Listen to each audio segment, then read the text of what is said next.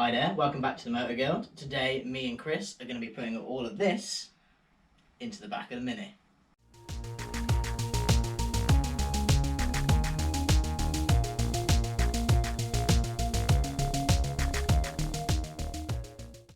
So, last episode we put this hinge panel in, and when I say we, I mean Chris. We're going to continue with this kind of lip.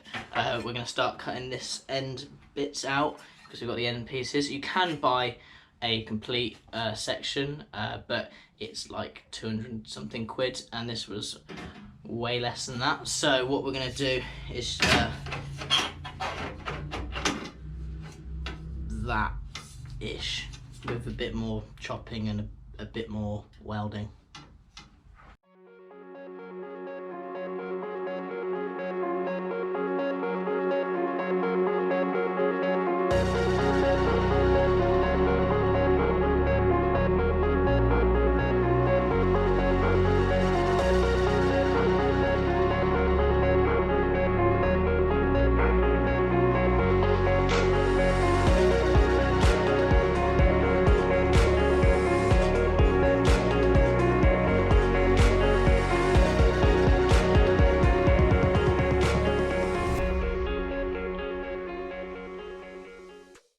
So we've got the new panel cut to size and clamped in place. The idea is now we'll put some tacks just to hold it so we can release these clamps. We won't fully weld it up until everything's kind of tacked in and ready. We know it's all in the right position. The idea is that if we can tack it, we'll then use some hammers and stuff just to like fettle this these edges, just to make sure that they're fitting perfecto. But yeah, so we'll show some tacks on this one now.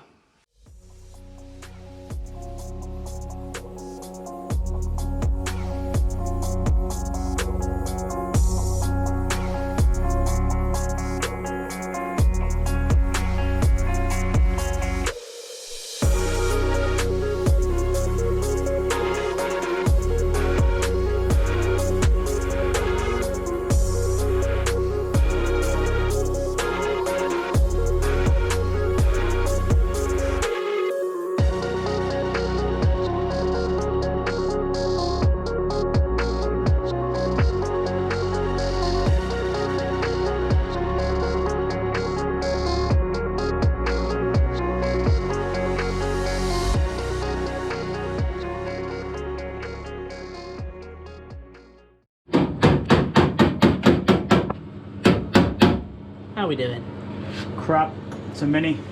How dare you! So what we've done is we've had a little look and we've decided to put the boot panel that we have in, and we've come to the conclusion that this panel is trash, I think is the word.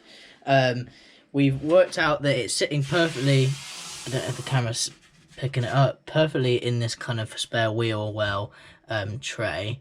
And it's fitting all right, a bit of fettling into these arches and stuff like that. But then when you come back, the holes are way out. So what we think we're going to do is get this in position where it is now, and then take a grinder, make sure that this lip sits the right measurement from the back of the seats, and then cut with a grinder this panel, because we don't think it's actually come off the tool properly, or it's dodgy.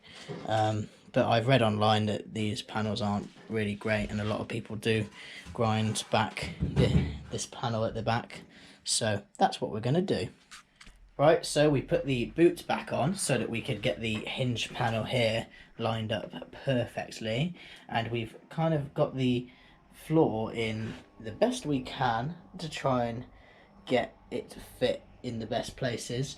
But if you have a look underneath, I'll bring my trusty torch, you can see we've got some big gaps there where the panels just don't line up. I don't know if that's a tooling issue or what it is, but what we're going to do is put some slits in it and some gentle persuasion with a hammer. We should get it to go to the right form. So the next task is cutting along the line we've carefully drawn and trying to get it back in position. So what you want to do Just give this a little bit extra material. Put a couple of tack welds in. We'll hammer this to form into the wheel arch, and then remove, once this is formed, mark the new line against your original panel. Yeah. Take the tack welds off, trim it back, put it back in for final fit, and you don't need to do any slits, because what's out is these draft angles here, so we're just fettling them to match your panel. Perfect.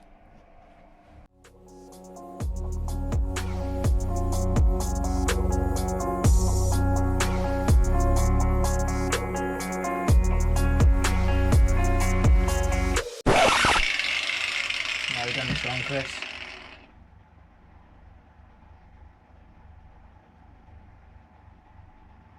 We've done this wrong. We want it on the other side so we can hammer it out. Yeah. No! That's fine. We'll weld that back in.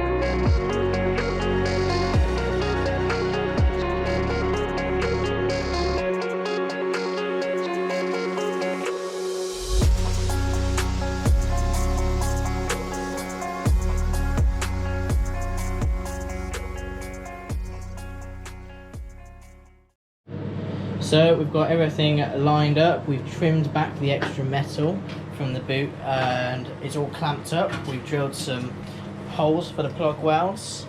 So Chris is going to do that one now. And hopefully we'll have kind of a floor in by the end of this.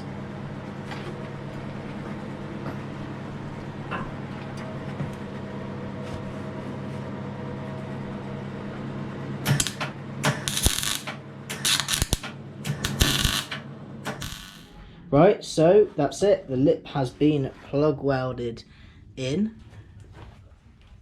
What we've decided to do is in the corners, it is a bit of a mess. So we're going to cut straight across, like that. And then what we'll do is we'll rebuild this arch. It's kind of rotted away a little bit at the bottom. And then we will put a full patch plate in with the return flange as well that goes down there. And then we're going to have to be doing stuff underneath the car. One eternity later. Right, since being away, I have closed in the ends of the arch. You can't really see there because there's no light. I've done that on both sides. Then what I've done is I've got our old subframe over there, which has had a little bit of treatment, and I've bolted it up to the kickboard and then offered it up and then drilled through. You can see I've got some bolts through on that side. Well, I've drilled through, and there the holes there where basically the mount lines up, and this has allowed us to then work out where the end caps should theoretically be positioned. And then what we're going to do now is offer up the valance and see how that fits. And I feel like we're going to have to do some chopping of this end cap. You can see I've already done a little bit on here to try and get it to fit. So yeah, that's what we're going to be doing next.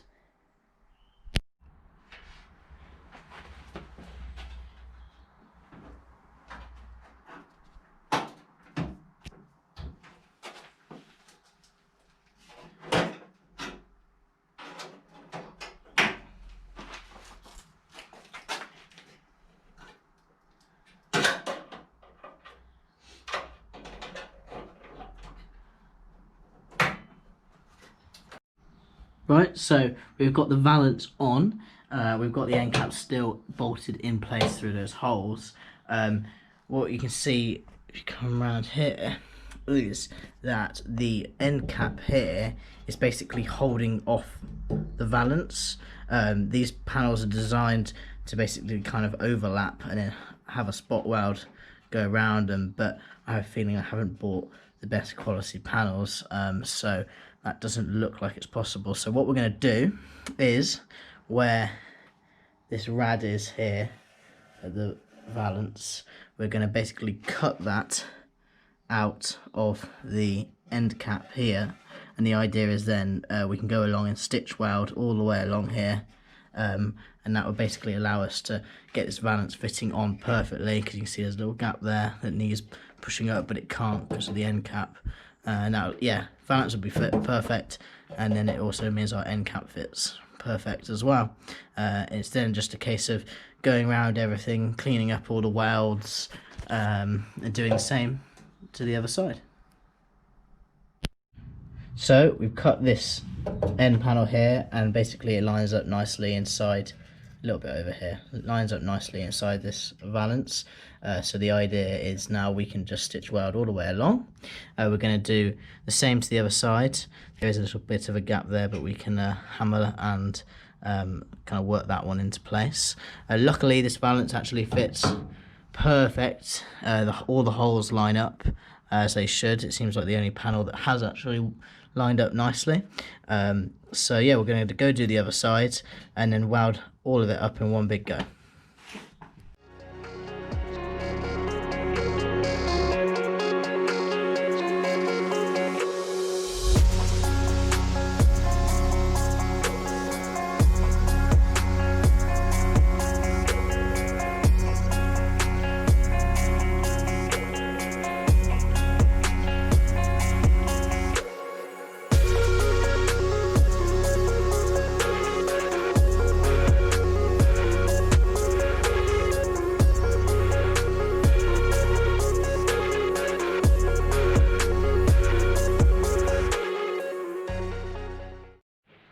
Right, so Chris has finished welding in the end caps on both sides.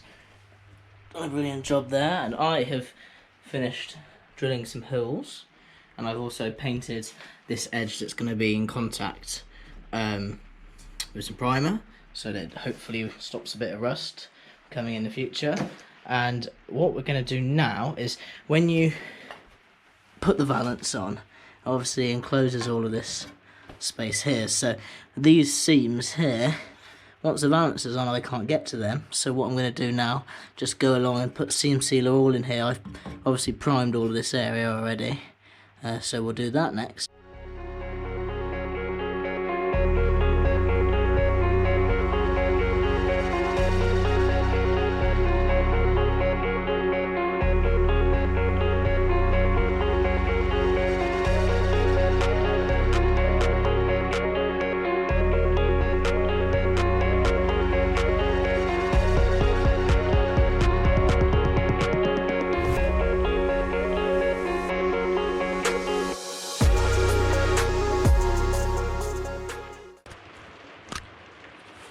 Bit messy. I'm obviously not a painter or a vehicle restorer anyway.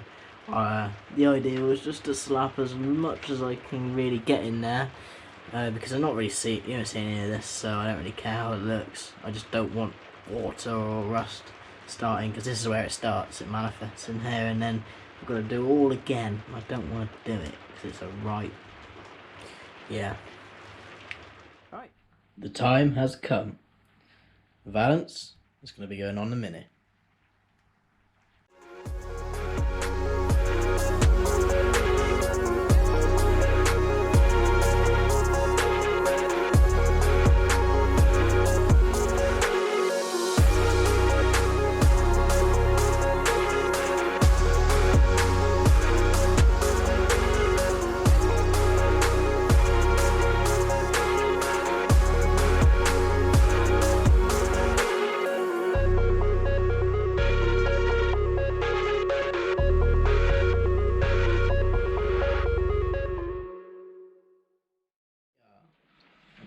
Here we are, the back end is done. Kind of. I've got now the extremely tedious task of grinding everything back, all my messy welds, priming, seam sealing, undercoating, and etc. Please join next time for a rebuild of this subframe. I've got lots of nice new shiny and far too expensive parts to put on it. If you like the video, please give it a thumbs up, and please subscribe, share your friends if you think they might like this kind of rubbish. If you didn't like the video, sorry, you're probably not here still if you don't. But anyway, thank you for watching, and see you next time.